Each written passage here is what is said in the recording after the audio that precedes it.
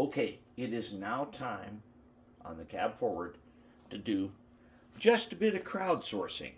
Thanks to you guys answering questions and sending me emails and doing all kinds of stuff. And yes, I read everyone and respond to everyone personally. Here's the thing. You guys rightly pointed out the first one who noticed was that this set of brass stuff right here, that is not this guy. That is not that set of cylinders. And somebody said it's like 50 years beforehand. Yeah, you're right. You got that right for sure. And so this is a match. We have to make a way to match. And the reason I want to make this match is because of, see these two rods here? Well, if I had to scratch build this from something, I'd have to figure out a way to make these rods like this, because there's a certain piece that goes in here, which happens to be right here. And one of you noticed there was one already stuck in there. Here it is. Same guy. Same guy. And he was already stuck in the hole. Now, you know who you are, Tim. Oh, did I say that? Oops, did I say that? Oh, damn it. He went down on the floor. Well, we'll have to get him with the laser. Anyways. Yeah. Told me, hey, there's one already in there. This part here is definitely not big cylinder like the real thing. All right, so what I want to do is I want to take at least this part right here, and then that hole right there only needs to be just a tiny bit bigger, for which we definitely have. And hey, these look at this. Look how he fits. See how he fits on there? Wait, fits. He fits. He does fit perfectly, except for the fact that we need to make that hole just one size bigger, and we're good, and we can do that. And we're going to do that. And you guys, so remember, way back when, I used to fix Markland, Brava, Lilliput engines, but they always had parts complete. They had everything that you needed.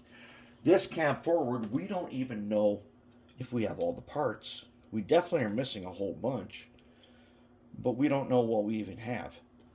So what we want to do is get to this point, because this guy does work. And you remember when I said you had to mash them up in the last video? Well, you have to do that or it doesn't work. Take my word for it, you have to do that. Well, he does work. He does work. We quartered him again, and then, yeah, see, he works. Totally works. Quartered him again, no problem, he does work. But we want to do it on this guy now, and he doesn't have that cylinder set. So we're going to use these guys. We are going to use them because those rails are already ready. And what we have to do is make the rest of this cradle the whole cylinders. And we're going to figure out a way to do that and have it set at the right height. Although I'm not even sure that height, for our build, we don't even have to be right on, because there's no top for this thing. This is what we have. And there ain't no top for that. And I do believe this guy's going to sit down in here, somewhere in here. And we have to scratch build whatever else it is to make this thing be a locomotive. So that's what we're going to do. And we are getting close to completing the part where we go ahead and paint with the sewer paint on here. Now, see that yellow spot you see on that wheel? That is not paint. That is an old traction tire. That's an old traction tire right there. But what we want is to get that sewer paint on all the rods and everything, so that we have something to work with without having to take it apart and primer. You can use that sewer paint just right now. It's as if there's primer there, and so that we can make this thing be whatever we want it to look like. So that's what we're going to do. And I'll find that guy dropped on the floor, and then I'm going to fix those guys so that they are capable for this part, so that they are totally operational. And then we're going to figure out how we're going to do that cradle for cylinders that look like that. Because one of you guys there noticed that these box things, that's not how these guys got to go. So we got to do something about that, and we got to make that cradle just right, and then figure out a way to mount him just right. Not really a problem. I think we can do that, and there we have it. Then we'll be ready on, and now this. Not only do we got Big Boy 1, but somewhere over here is Big Boy number 2, the DC guy. Oh yeah, if I can, yeah. Oh man, okay. If you guys have stuck around this far, ta-da! Let's back up. Yeah, let's go up and take a look. Okay, now this is Shadows. This is Shadows, Big Boy, which I think it's nicely kind of weathered and everything. There's some parts breaking off and stuff. And the windows are totally clouded over, which you can't have that.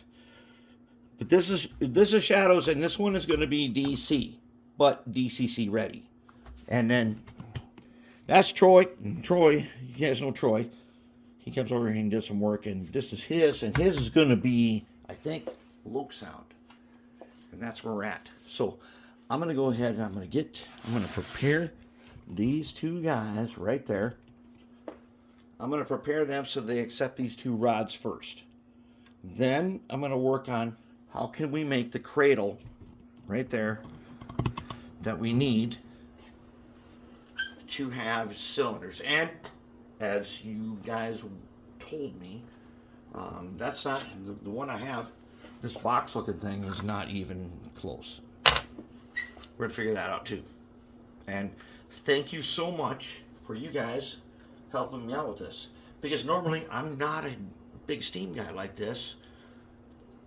I can do all mechanical and DCC and everything, but the little minute details of steam engines that I don't know about, I depend on you guys to keep helping me and keep it up. I need the more help you give me, the better, and the better this is going to turn out, and it's going to be amazing.